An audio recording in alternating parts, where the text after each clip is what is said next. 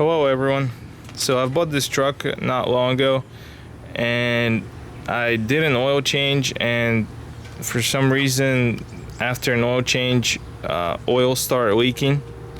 So I'm gonna check it out, what's going on, and to make it easier I didn't want to raise the truck up. I just put it on these ramps, and when you do that, put on ramps, be really careful because the truck is pretty heavy. And what I also did is support it with jack stands just in case the ramps won't hold it.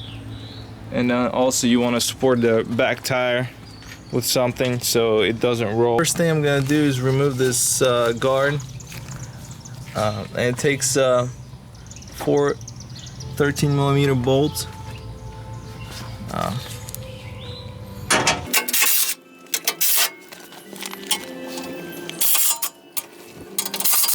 So what it looks like is it's leaking somewhere around the oil filter.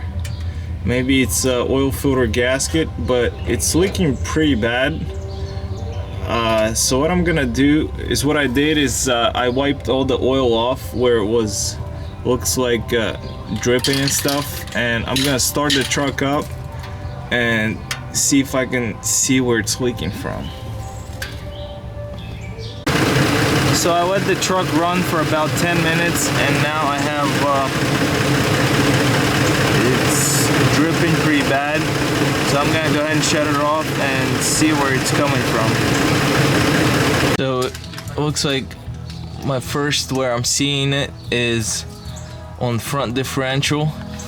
Drips from, that's the lowest point, and then I'm seeing a lot of, also where everything was wiped off before I started, on the neck of the oil filter where you screw the oil filter in. It's leaking there. I also wiped off the oil filter, and that's actually dry, so I know that it's definitely not my oil filter gasket. So it looks like it's the gasket, probably, most likely, where the neck of the oil filter screws into the body of the engine. So before replacing this oil filter adapter gasket, what you want to do is there's oil that flows through these two holes, and then you have antifreeze that flows through here. So we of course want to drain antifreeze so we don't make a mess everywhere. On the radiator here, there's on the right side of the truck, on the passenger side, there's a place where you can unscrew right there that drain plug, and you can drain antifreeze. So the antifreeze don't go everywhere. I've put a tube in there, and also it takes a 19mm wrench to loosen up the plastic plug. There we go. So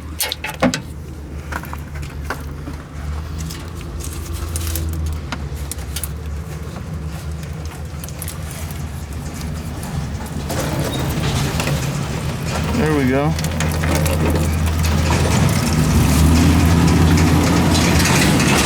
This way it's gonna drain nice and neat. To make antifreeze drain down faster, what you want to do is take this cap off. That way there's airflow. While antifreeze is draining, you also want to take oil filter off. And of course you want to put some kind of a oil pan so it catches all the oil. Like you can see, there's 4 bolts that hold this whole unit. So you have 1, 2, 3, and fourth one right there, and it's standing about like the gasket is about like this. So, and it takes a 10mm bolt. What you also want to do is there's an oil filter right there where the light is, oil filter pressure sensor connector. You want to take that off, and also it's going to be very messy, but you also want to take these antifreeze hoses, this one big one, and there's one right next to it a little bit higher. You want to also take them off. Found out the easiest way to take this connector off is you want to push on where it clips on, and then just kind of pull back. And there we go. I think what's gonna make it easier to work on it is taking this plastic oil drip pan kind of guide, I guess you would call it. So there's only 2 bolts that hold it, one right there and one right behind this hose, one right there. And what I'm gonna do is, you want to clean this surface.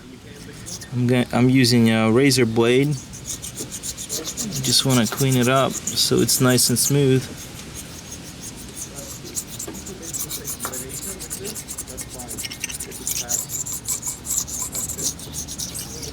And also, you want to do the same on the engine block.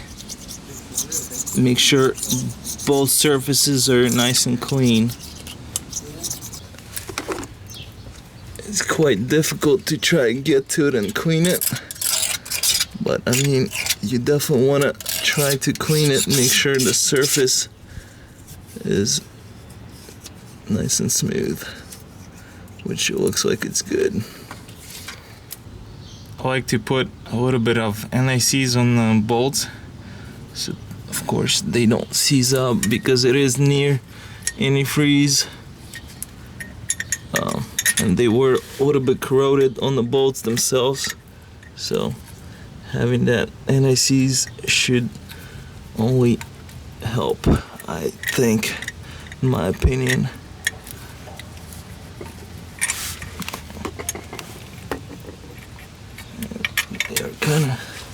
There's kind of like one spot to get your hand in here. It's kind of difficult, but it's doable.